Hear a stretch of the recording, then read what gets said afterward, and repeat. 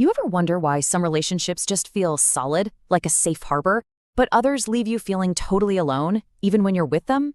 Well, that's exactly what we're getting into today, the real psychology behind what makes a connection actually work, and what to do when you realize one of yours doesn't. I mean, really, have you ever had that feeling? You share something important, something that's hurting you, or maybe even a little victory, and you just get crickets. It's that awful, sinking feeling in your gut when you realize the person you're counting on isn't even looking your way. And it really all boils down to this, doesn't it?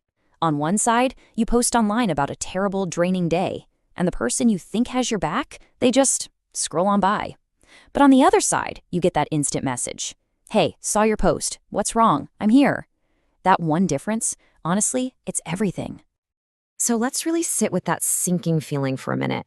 It's not just disappointment, It's that cold, creeping realization that your life, your struggles, your joys, they just don't even show up on someone else's radar.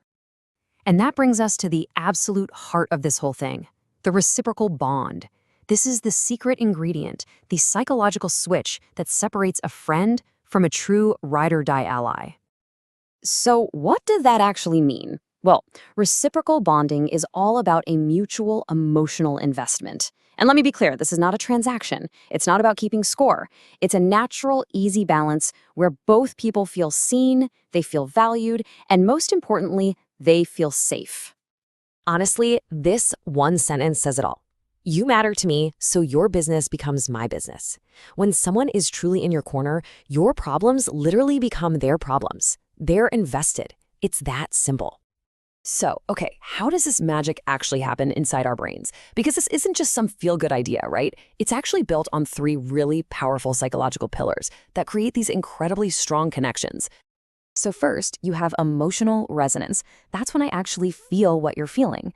Then that builds to psychological safety, which is knowing deep down that I've got your back. And all of that gets cemented by something called the sunk cost effect. Basically, the shared history we've built, the stuff we've been through together. Okay, let's get into the nitty-gritty here. That emotional resonance, it's thanks to something called mirror neurons. They literally make us feel what others are feeling, making their struggles feel like our own. And psychological safety, it skyrockets when someone stands up for you in public. It actually triggers a loyalty circuit in your brain. And finally, the sunk cost effect. When you go through tough times together, that bond feels so unique and irreplaceable. Now, of course, that can be a trap too. It's why we sometimes stay in bad situations. But in a healthy bond, it makes your shared history feel priceless. All right, so now that we know what the real deal looks like, how do we spot the fakes? Let's talk about the red flags, those signs that a connection is all surface level, what you might call plastic love. Do any of these feel a little too familiar? There's the emotional vampire, always taking but never giving.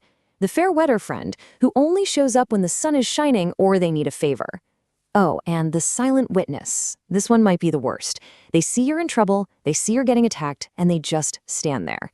And finally, the one-way mirror. You're an open book, but they're completely closed off. These are all huge signs that the bond is broken. Okay, but here's the good news. This isn't just something that happens to us.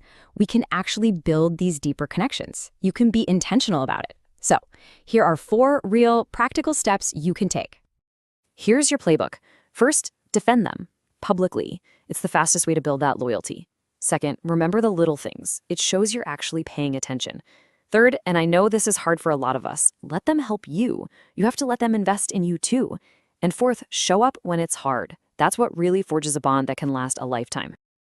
And I really can't stress this enough. It is all about the little things. It's not about big, expensive gifts. It's about remembering their mom has high blood pressure, so you make sure to order the low-salt dish. It's knowing they hate being late, so you're always 15 minutes early. These small, tiny actions shout one thing loud and clear. I hear you. You matter to me. So as we start to wrap this up, what's the real takeaway? When you strip everything else away, what is the true currency of a deep human connection? I think it all comes down to this. In a world that can feel so cold and isolating sometimes, having another person who truly, genuinely sees you, well, that's pretty much a miracle. It's not about what you do for each other. It's about how much you matter to each other. So I'm going to leave you with this question. Just think about the people in your life. Who are the ones who make you feel completely, totally seen? And maybe just as important, who do you make the effort to truly see? Because that right there is where all the magic is.